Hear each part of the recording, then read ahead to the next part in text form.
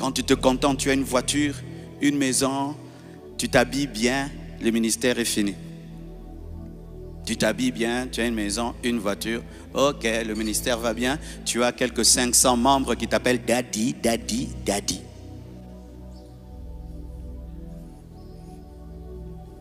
Ah, ça aussi c'est une bordure.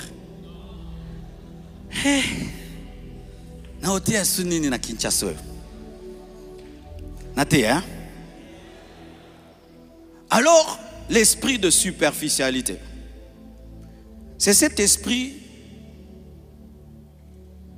où tu es plus beau que ton ministère.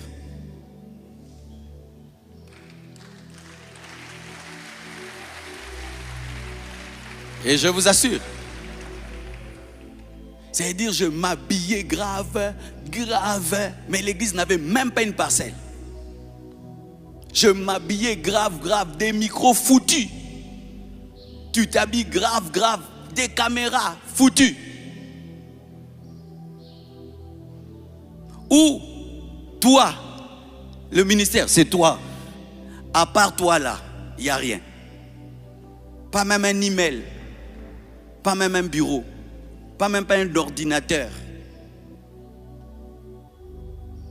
Quand tu t'habilles bien, tu sapes bien, ministries. À part ça, aucune organisation, aucune structure, rien de profond, rien que bilélé.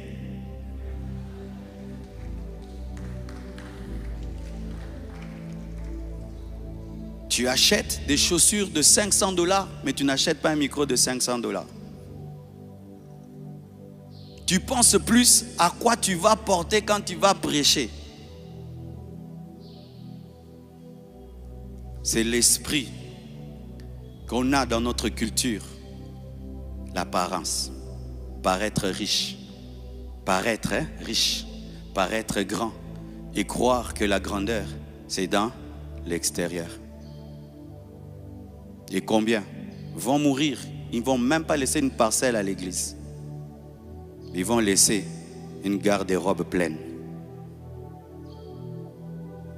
Combien vont mourir et ne vont même pas laisser un petit temple, mais ils vont laisser 10 voitures. Quand j'ai vu ça, j'ai dit Dieu, je décide. Je vais acheter une parcelle. Je décide, je vais construire un temple. Et vous êtes dans ma décision. Et ce temple n'est pas l'héritage de ma famille. Parce qu'on construit bien quand ce sera ta famille. C'est un cadeau à Dieu. Ce n'est pas pour Oracle, Choukrani, Chifrani pour moi.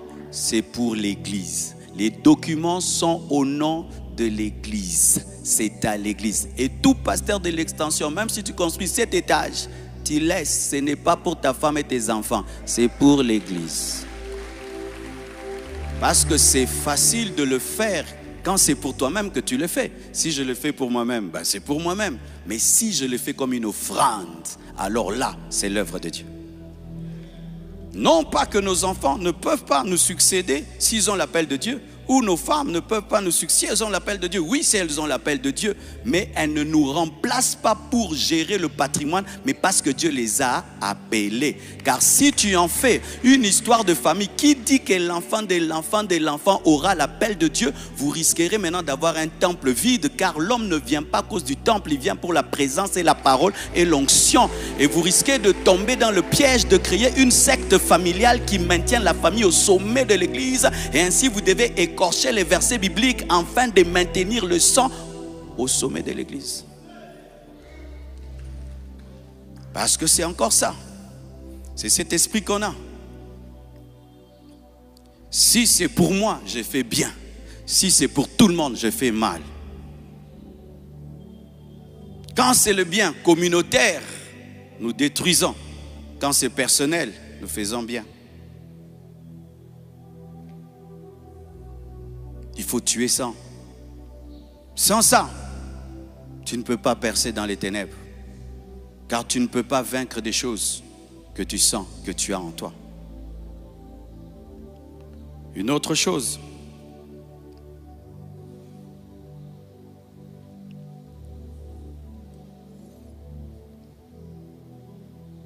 L'orgueil.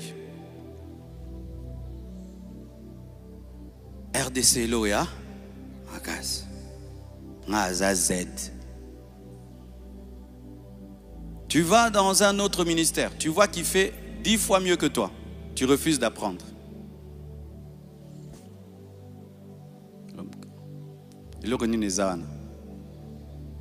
On est toujours grands, des grands. On est des terribles.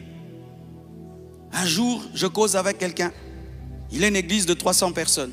Il est locataire. Il n'a même pas construit. Il n'a même pas une extension. Il critique quelqu'un qui a 200 extensions, qui a construit et tout. Et dit, quand il prêche là même, je ne sais même pas ce qu'il prêche. Lui, avec ce qu'on ne sait pas qu'il prêche là, il a fait ses grands travaux. Toi, avec ce qu'on sait que tu prêches là, tu n'as rien fait. Maintenant, qui prêche? Le lendoya buzoba. En français, Maman Esther, le lendoya buzoba veut dire l'orgueil des bêtes.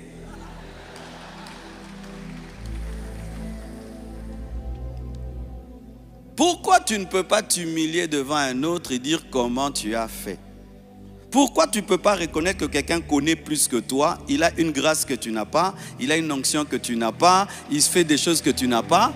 Soit il prie pour toi, soit tu donnes une offrande, soit il t'enseigne, soit tu donnes même son équipe qui vient faire chez toi. Ça te tue en quoi? Parce que tout le monde est le produit de quelqu'un. Nous sommes déjà le produit de nos parents. Tu seras toujours le produit de quelqu'un. Tu seras toujours le produit de quelqu'un. Il n'y a pas de self-made man dans les choses de Dieu. On a toujours quelque chose de quelqu'un. On a toujours quelque chose de quelqu'un. Même en termes d'extension, une extension avance plus que les autres. Allez vous humilier auprès de votre frère qui fait des grandes choses. Comment tu fais? Pas seulement devant moi, même entre vous, humiliez-vous. Toi, tu fais mieux que nous, comment? Oh, moi, je fais ça. Mais vous imitez, ça te tue en quoi? Au lieu de ramer au même endroit pendant 10 ans, mais prends l'intelligence de l'autre en une année. Car tu ne vas pas aller dans le laboratoire fabriquer la quinine alors que la quinine existe. Tu vas seulement l'acheter. Oh, alléluia.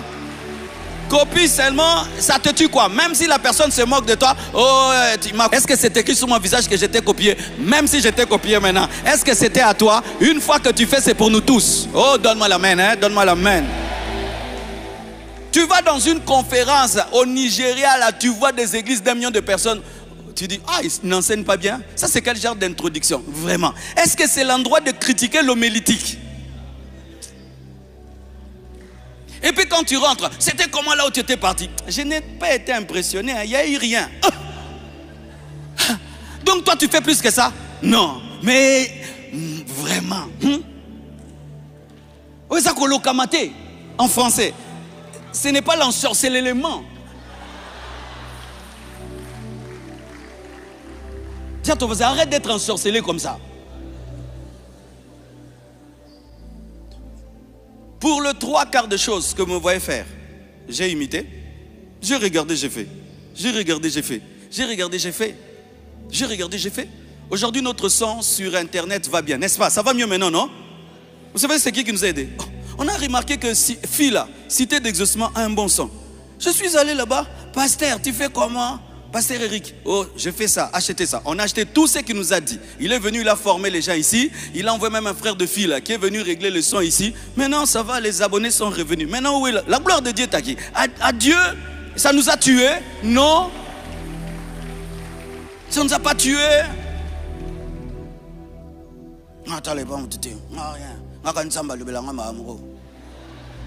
Moi, je regarde auprès de personne. Moi, Dieu me parle directement. Comme Dieu parlait face à face à Moïse. Mais j'ai 3 conseillers, Moïse, non? Sur la décentralisation du pouvoir. Et certains se glorifient, hein. Ils disent vraiment ça. En français. Moi, je ne crois en personne, hein. Moi, pour que je croie à quelqu'un, c'est dur, hein. Ça va, toi qui ne crois à personne. Maintenant, montre-nous le travail que tu as fait. Montre-nous le travail que tu as fait, toi qui ne crois à personne. C'est ça qui nous détruit dans le ministère. Et j'ai appris à tuer ça. Parce que moi aussi j'avais ça. Apprendre. Ah, ça il fait mieux. Fais mieux. Comment tu as fait? Montre-moi. Je me souviens, on a fait une conférence à Abidjan chez Pasteur Sanogo. La conférence prof. Lundi, moi je ne suis pas parti. Je suis allé chercher maman Liliane. J'ai dit, montre-moi un peu comment vous organisez tout. Elle m'a fait promener dans tout vase d'honneur. Ah, j'ai vu ça, j'ai vu ça. Quand je vais chez Pasteur Ivan, la même chose, je regarde et puis je reviens là. On fait des réunions, on recommence tout. Oui, maintenant comment on filme aussi, non? On a pris ça où? À ICC. C'est-à-dire, filmer, c'est moi comment il filme là comme ça.